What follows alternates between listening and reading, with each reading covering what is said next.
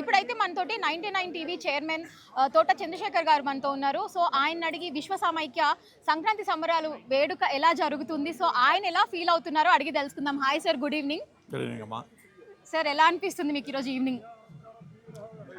ఇప్పుడు మన సంస్కృతికి, ముఖ్యంగా ఆంధ్ర ప్రజలకి ఒక పెద్ద పండుగ ఏంటంటే ఇది సంక్రాంతి పండుగ.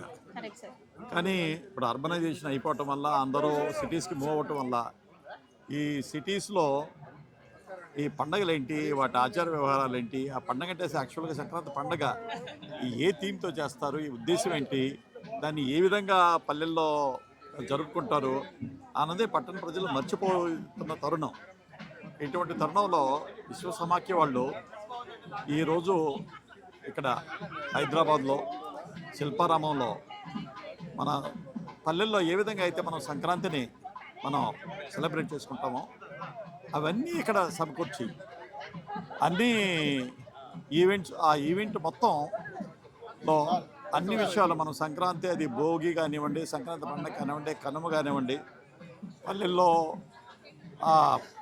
పాడి పంటలో సమృద్ధిగా ఉన్నటువంటి వేళ ఏ విధంగా అయితే ప్రజలు సెలబ్రేట్ చేసుకుంటారో ఆ విధంగా ఇక్కడ సెలబ్రేట్ చేయటం, ముందు సంక్రాంతిని ఇక్కడ రిఫ్లెక్ట్ చేయటం, సంక్రాంతి పండుగని నాకు చాలా ఆనందంగా అనిపిస్తుంది. దానికి నేను విశ్వ సమాఖ్య వాళ్ళందరినీ నేను మనస్ఫూర్తిగా అభినందిస్తున్నాను.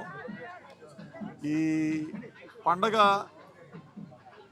దీనివల్ల ముఖ్యంగా పల్లెల్లో వాళ్ళు వాళ్ళ బంధుమిత్రులను పిలుచుకోవటం, ఎందుకంటే ఆ సమయంలో పాడి పంటలు ఇంటికి వస్తాయి, సమృద్ధిగా ఉంటాయి.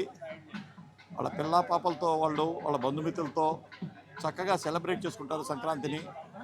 ఆ గ్రామాలని అలంకరిస్తారు, వాళ్ళ ఇళ్ళని అలంకరించుకుంటారు. సో ఆ విధంగా ఇక్కడ తీర్చిదిద్దారు, ఈ అంబియన్స్ కూడా ఆ విధంగా తయారు చేశారు. చాలా చక్కగా ఈ సంక్రాంతి వేడుకలను ఇక్కడ చక్కగా జరుపుతున్నందుకు నేను ముఖ్యంగా విశ్వ సమాఖ్య కమిటీ మెంబర్స్ అందరినీ మనస్ఫూర్తిగా అభినందిస్తున్నాను. Thank you so much sir. ఒక్కసారి మన 99 ప్రేక్షకులందరికీ సంక్రాంతి శుభాకాంక్షలు మీ నోట్తో చెప్పండి. తెలుగు రాష్ట్రాల, 2 తెలుగు రాష్ట్రాల ప్రజలందరికీ 99 టీవీ తరఫున సంక్రాంతి శుభాకాంక్షలు తెలియజేస్తున్నాను. Thank you so much sir.